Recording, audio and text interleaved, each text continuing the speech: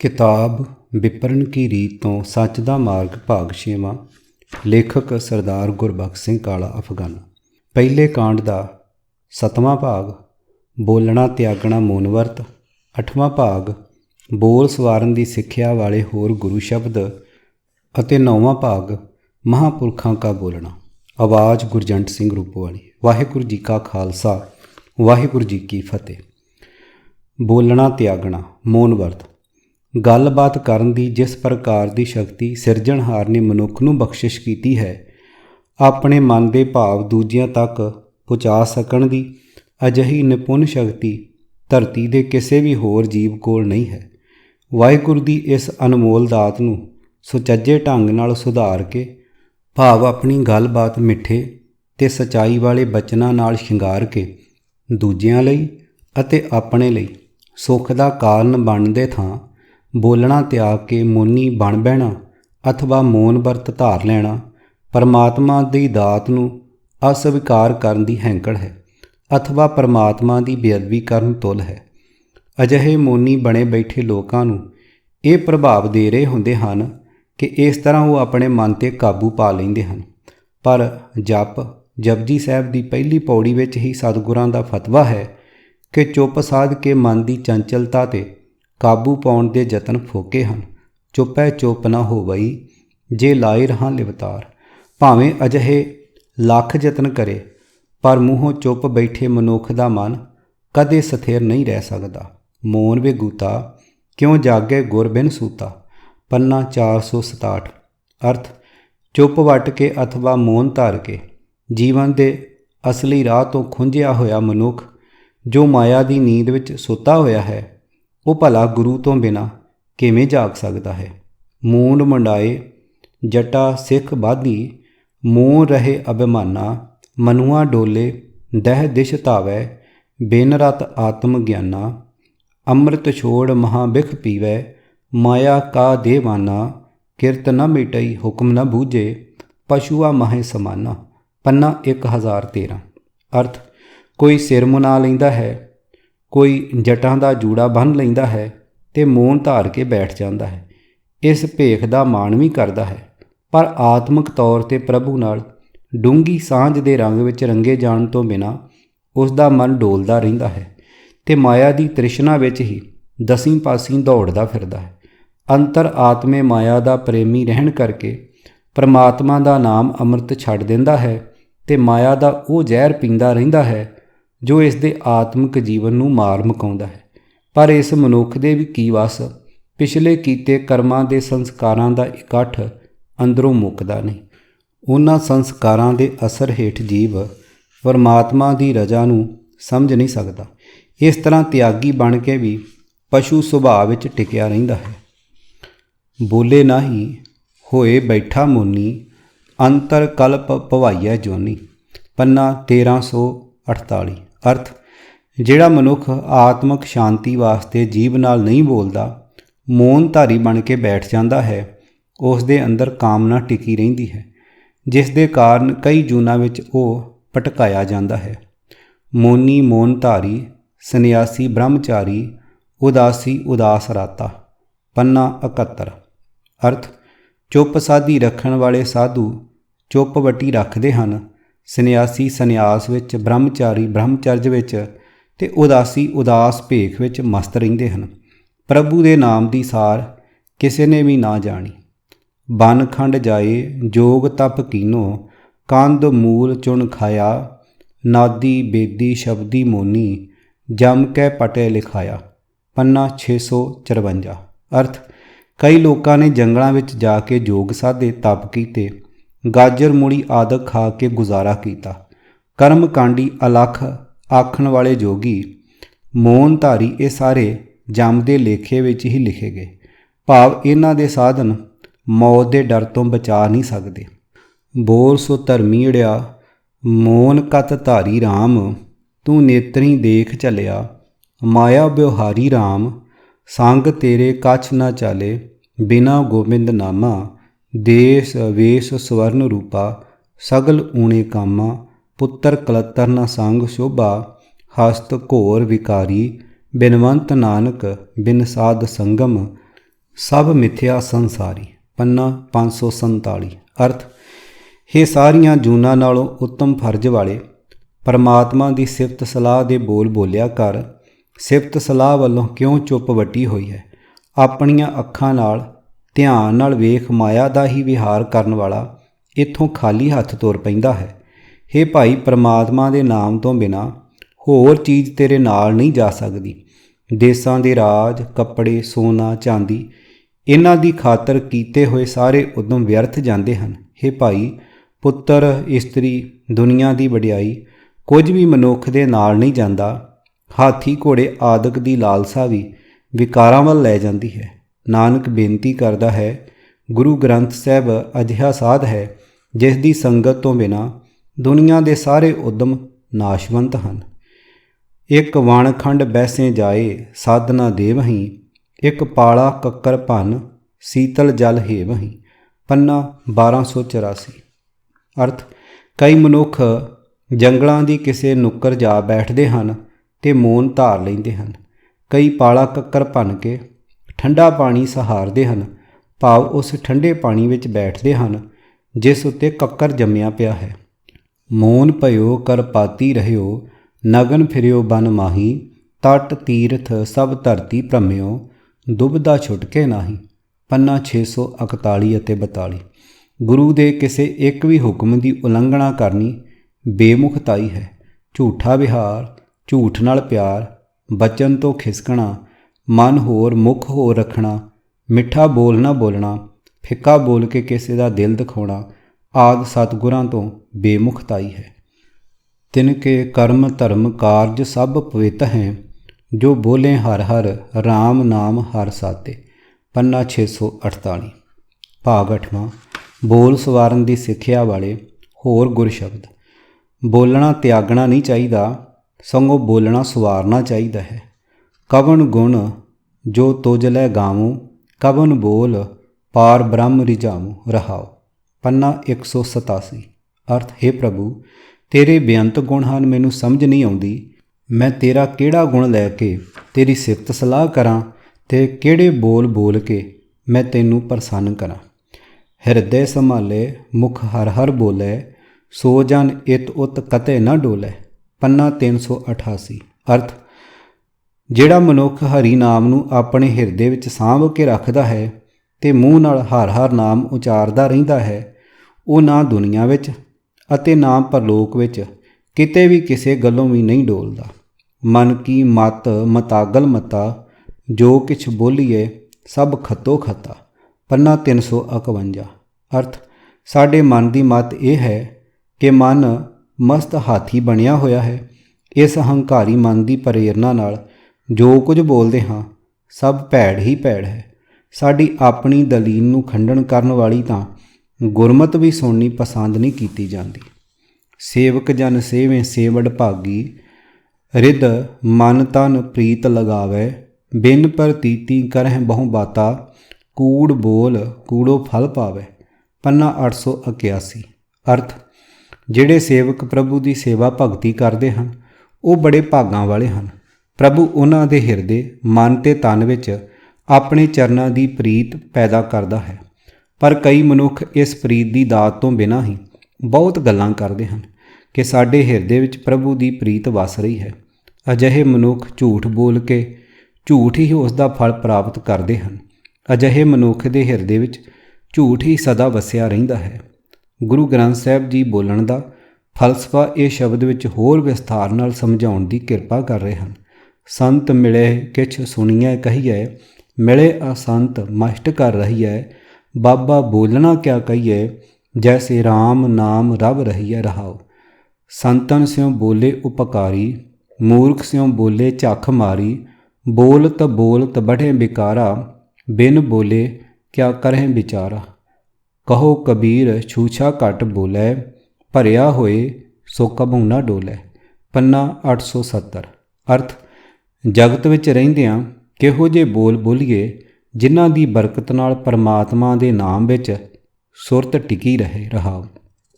ਜੇ ਕੋਈ ਭਲਾ ਮਨੁੱਖ ਮਿਲ ਜਾਵੇ ਤਾਂ ਉਸ ਦੀ ਸਿੱਖਿਆ ਸੁਣਨੀ ਚਾਹੀਦੀ ਹੈ ਤੇ ਜੀਵਨ ਦੇ ਰਾਹ ਦੀਆਂ ਗੁੰਝਲਾਂ ਪੁੱਛਣੀਆਂ ਚਾਹੀਦੀਆਂ ਹਨ।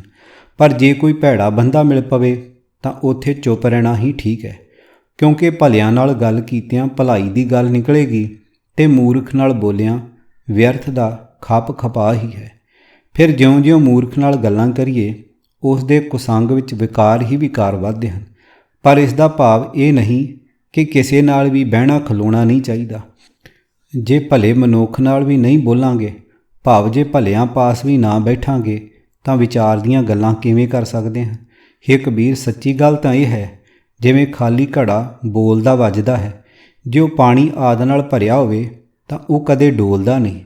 ਇਸੇ ਤਰ੍ਹਾਂ ਬਹੁਤੀਆਂ ਫਾਲਤੂ ਗੱਲਾਂ ਗੁਣਹੀਣ ਮਨੁੱਖ ਹੀ ਕਰਦਾ ਹੈ, ਜੋ ਗੁਣਵਾਨ ਹੈ ਉਹ ਅਡੋਲ ਰਹਿੰਦਾ ਹੈ।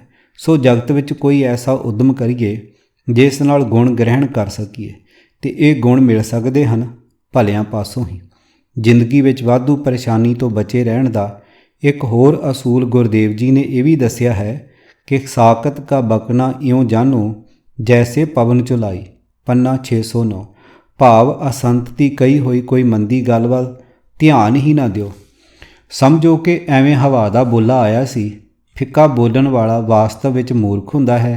ਅਤੇ ਫਿਰ ਗੁਰਦੇਵ ਜੀ ਦਾ ਫਰਮਾਨ ਇਹ ਵੀ ਹੈ ਕਿ ਮੂਰਖ ਦੀ ਗੱਲ 'ਤੇ ਕੋਈ ਧਿਆਨ ਦੇਣ ਵਾਲਾ ਆਪ ਵੀ ਮੂਰਖ ਹੁੰਦਾ ਹੈ। ਮੂਰਖ ਹੋਵੇ ਸੁਣੇ ਮੂਰਖ ਕਾ ਕਹਿਣਾ, ਪੰਨਾ 953। ਗੁਰਦੇਵ ਜੀ ਸਾਨੂੰ ਇਹ ਮੱਤ ਵੀ ਦਿੰਦੇ ਹਨ ਕਿ ਜਿੱਥੇ ਤੁਹਾਡੀ ਗੱਲ ਦੀ ਕੋਈ ਪਰਵਾਹ ਨਹੀਂ ਕੀਤੀ ਜਾਣੀ ਅਤੇ ਤੁਸੀਂ ਆਪਣੀ ਹਾਰ ਅਨੁਭਵ ਕਰਨੀ ਹੈ, ਉੱਥੇ ਚੁੱਪ ਰਹਿਣਾ ਹੀ ਚੰਗਾ ਹੈ। ਜਿੱਥੇ ਬੋਲਣ ਹਾਰੀ ਹੈ ਤਿੱਥੇ ਚੰਗੀ ਚੁੱਪ, ਪੰਨਾ 149।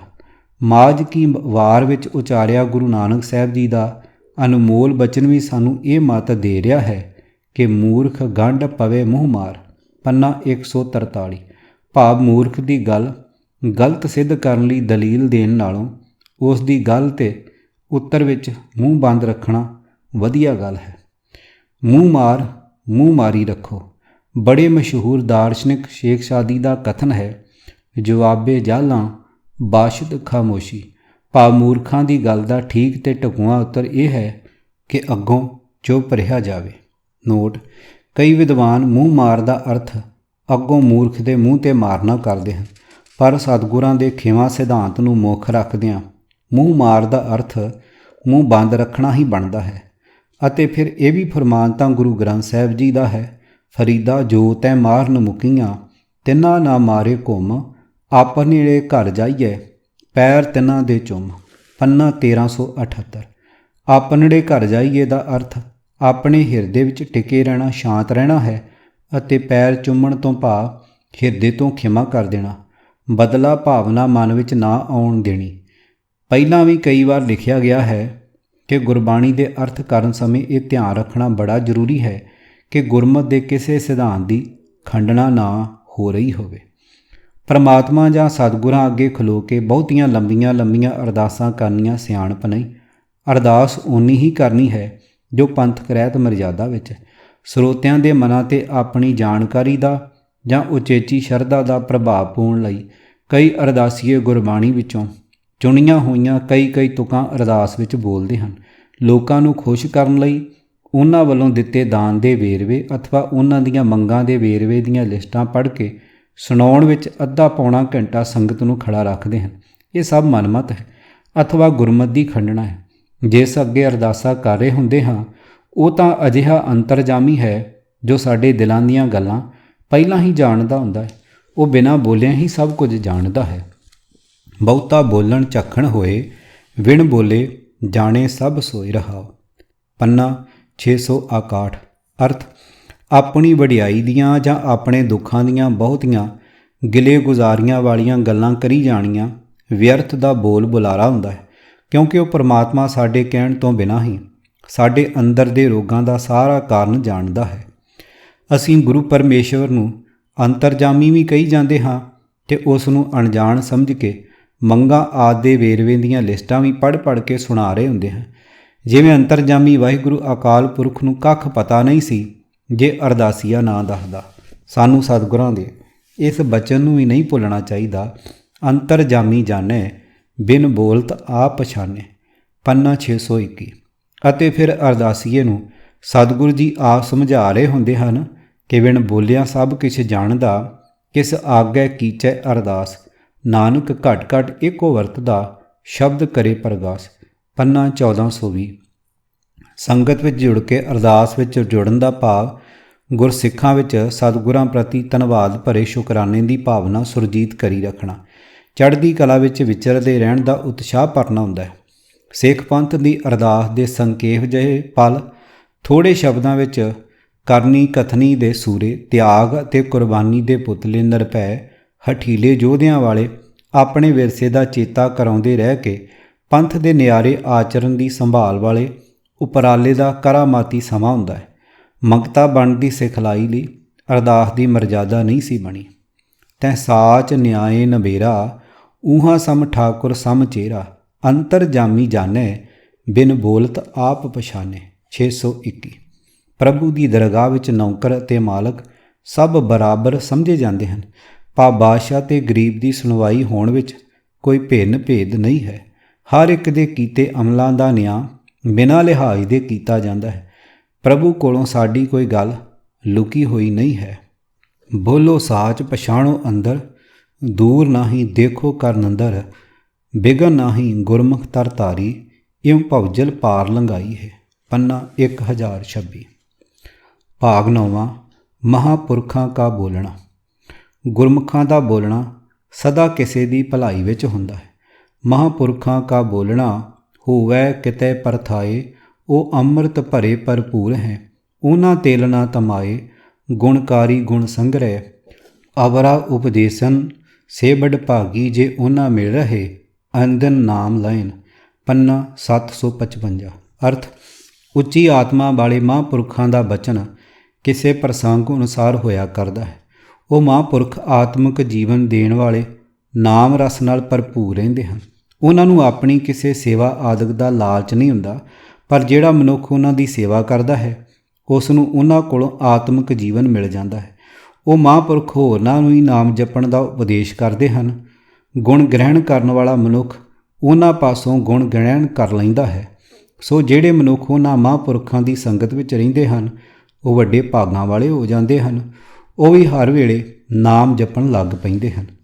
ਪਰਥਾਏ ਸਾਖੀ ਮਹਾਂਪੁਰਖ ਬੋਲਦੇ, ਸਾਂਝੀ ਸਗਲ ਜਹਾਨੇ, ਗੁਰਮੁਖ ਹੋਏ ਸੋ ਭਉ ਕਰੇ, ਆਪਣਾ ਆਪ ਪਛਾਨੈ, ਗੁਰਪ੍ਰਸਾਦੀ ਜੀਵਤ ਮਰੈ, ਤਾਂ ਮਨ ਹੀ ਤੇ ਮਨ ਮਾਨੈ, ਜਿਨ ਕੋ ਮਨ ਕੀ ਪ੍ਰਤੀਤ ਨਾਹੀ, ਨਾਨਕ ਸੇ ਕਿਆ ਕਥੈ ਗਿਆਨੈ। ਪੰਨਾ 647। ਅਰਥ, ਮਹਾਂਪੁਰਖ ਕਿਸੇ ਸੰਬੰਧ ਵਿੱਚ ਸਿੱਖਿਆ ਦਾ ਬਚਨ ਬੋਲਦੇ ਹਨ, ਪਰ ਉਹ ਸਿੱਖਿਆ ਸਾਰੇ ਸੰਸਾਰ ਲਈ ਸਾਂਝੀ ਹੁੰਦੀ ਹੈ। ਜੋ ਮਨੁੱਖ ਸਤਿਗੁਰੂ ਦੇ ਸਨਮੁਖ ਹੁੰਦਾ ਹੈ ਉਹ ਸੁਣ ਕੇ ਪ੍ਰਭੂ ਦਾ ਡਰ ਹਿਰਦੇ ਵਿੱਚ ਧਾਰਨ ਕਰਦਾ ਹੈ ਅਤੇ ਆਪਣੇ ਆਪ ਦੀ ਖੋਜ ਕਰਦਾ ਹੈ। ਸਤਿਗੁਰ ਦੀ ਕਿਰਪਾ ਨਾਲ ਉਹ ਸੰਸਾਰ ਵਿੱਚ ਵਰਤਦਾ ਹੋਇਆ ਮਾਇਆ ਵੱਲੋਂ ਉਦਾਸ ਰਹਿੰਦਾ ਹੈ ਤਾਂ ਉਸ ਦਾ ਮਨ ਆਪਣੇ ਆਪ ਵਿੱਚ ਭਤੀਜ ਜਾਂਦਾ ਹੈ, ਭਾਵ ਵਾਹ ਭਟਕਣੋਂ ਹਟ ਜਾਂਦਾ ਹੈ। ਗੁਰਦੇਵ ਜੀ ਦਾ ਫਰਮਾਨ ਹੈ, ਜਿਨ੍ਹਾਂ ਦਾ ਮਨ ਭਤੀਜਿਆ ਨਹੀਂ ਉਹਨਾਂ ਨੂੰ ਗਿਆਨ ਦੀਆਂ ਗੱਲਾਂ ਕਰਨ ਦਾ ਕੋਈ ਲਾਭ ਨਹੀਂ ਹੁੰਦਾ। ਸੰਤ ਸਤਿਗੁਰ ਜੀ ਸਦਾ ਆਪਣੇ ਅੱਖੀਂ ਵੇਖਿਆ ਹੋਇਆ ਹੀ ਬੋਲ ਕੇ ਸੁਣਾਉਂਦੇ ਹਨ। ਸੰਤਨ ਕੀ ਸੁਣ ਸਾਚੀ ਸਾਖੀ, ਸੋ ਬੋਲੈ ਜੋ ਪੇਖੈ ਆਖੀ। ਪੰਨਾ 894। ਹੇ ਭਾਈ, ਸਤਿਗੁਰੂ ਸੰਤ ਜਨਾਂ ਬਾਰੇ ਇਹ ਸੱਚੀ ਗੱਲ ਸੁਣ।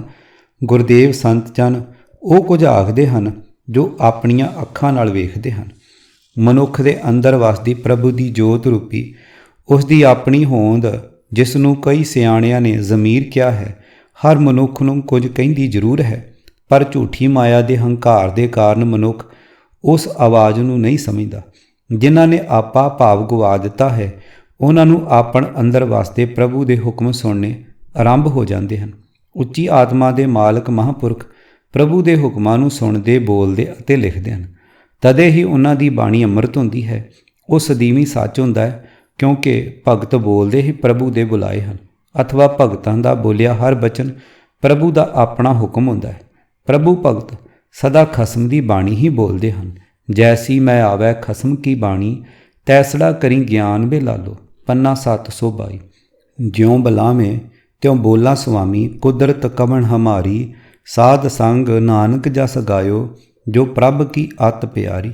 ਪੰਨਾ 508।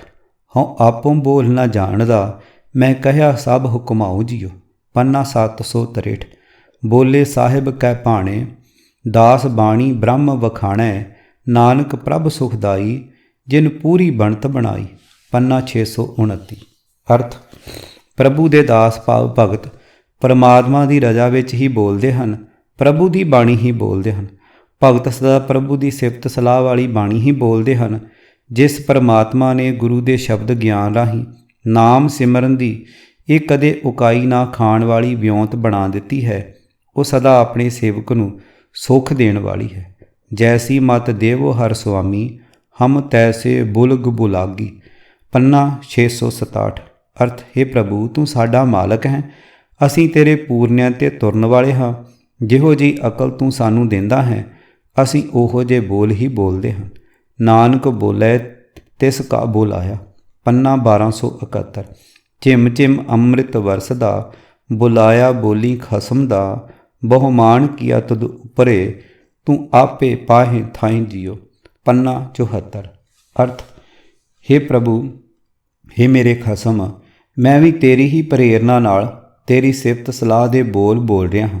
ਆਤਮਕ ਅਡੋਲਤਾ ਪੈਦਾ ਕਰਕੇ ਤੇਰਾ ਨਾਮ ਅੰਮ੍ਰਿਤ ਮੇਰੇ ਅੰਦਰ ਵਰਖਾ ਕਰ ਰਿਹਾ ਹੈ। ਮੈਂ ਤੇਰੇ ਉੱਤੇ ਹੀ ਮਾਣ ਕਰਦਾ ਹੋਇਆ ਹਾਂ। ਮੈਨੂੰ ਨਿਸ਼ਚਾ ਹੈ ਕਿ ਤੂੰ ਆਪ ਹੀ ਮੈਨੂੰ ਕਬੂਲ ਕਰ ਲਏਂਗਾ। ਬੇਸ਼ੁਮਾਰ ਅਥਾ ਅਗੰਤ ਅਤੁਲੈ, ਜਿਉਂ ਬੁਲਾਵੋ ਤਿਉਂ ਨਾਨਕ ਦਾਸ ਬੋਲੇ। ਪੰਨਾ 292। ਜਿਨ ਅੰਦਰ ਪ੍ਰੀਤ ਪ੍ਰਮ ਕੀ, ਜਿਉਂ ਬੋਲਨ ਤਿਵੇਂ ਸੁਹਾਨ। ਨਾਨਕ ਹਰ ਆਪੇ ਜਾਣਦਾ, ਜਿਨ ਲਾਈ ਪ੍ਰੀਤੀ ਪਿਰਨ। ਪੰਨਾ 301। ਗੁਰਦੇਵ ਜੀ ਦਾ ਹਰ ਫੁਰਮਾਨ ਅਕਾਲ ਪੁਰਖ ਦਾ ਆਪਣਾ ਹੁਕਮ ਹੈ। ਗੁਰਦੇਵ ਜੀ ਦੇ ਸੱਚ ਬਚਨਾਂ ਦੀ ਸਦਾ ਪਾਲਣਾ ਕਰਦੇ ਰਹਿਣ ਵਿੱਚ ਹੀ ਸਦੀਵੀ ਸੁਖ ਹੈ। ਸੱਚ ਜੇ ਗੁਰ ਫਰਮਾਇਆ, ਕਿਉਂ ਏਂਦੂ ਬੋਲੋ ਹਟੀਐ। ਪੰਨਾ 967। ਆਦਿ ਕੋ ਕਵਨ ਵਿਚਾਰ ਕਥੀਅਲੇ, ਸੁਨ ਕਹਾਂ ਘਰ ਵਾਸੋ। ਗਿਆਨ ਕੀ ਮੁੰਦਰਾ ਕਵਨ ਕਥੀਅਲੇ, ਘਟ ਘਟ ਕਵਨ ਨਿਵਾਸੋ। ਕਾਲ ਕਾ ਠੀਂਗਾ ਕਿਉਂ ਜਲਾਈਅਲੇ, ਕਿਉਂ ਨਿਰਭਉ ਘਰ ਜਾਈਐ। ਸਹਿਜ ਸੰਤੋਖ ਕਾ ਆਸਣ ਜਾਣੇ, ਕਿਉਂ ਛੇਦੇ ਬਹਿ ਰਾਈਐ। ਗੁਰ ਕੈ ਸ਼ਬਦ ਹਉਮੈ ਬਿਖ ਮਾਰੈ, ਤਾਂ ਨਿਜ ਘਰ ਹੋਵੈ ਵਾਸੋ। ਜਿਨ ਰਚ ਰਚਿਆ ਤਿਸ ਸ਼ਬਦ ਪਛਾਣੇ, ਨਾਨਕ ਤਾ ਕਾ ਦਾਸੋ। ਪੰਨਾ 940। ਕਿਤਾਬ ਵਿਪਰਨ ਕੀ ਰੀਤ ਤੋਂ ਸੱਚ ਦਾ ਮਾਰਗ, ਭਾਗ 6ਵਾਂ, ਪਹਿਲੇ ਕਾਂਡ ਦਾ 7ਵਾਂ, 8ਵਾਂ ਅਤੇ 9ਵਾਂ ਭਾਗ। ਲੇਖਕ ਸਰਦਾਰ ਗੁਰਬਖਸ਼ ਸਿੰਘ ਕਾਲਾ ਅਫਗਾਨਾ। ਆਵਾਜ਼ ਗੁਰਜੰਟ ਸਿੰਘ ਰੂਪੋਵਾਲੀ। ਵਾਹਿਗੁਰੂ ਜੀ ਕਾ ਖਾਲਸਾ, ਵਾਹਿਗੁਰੂ ਜੀ ਕੀ ਫਤਿਹ।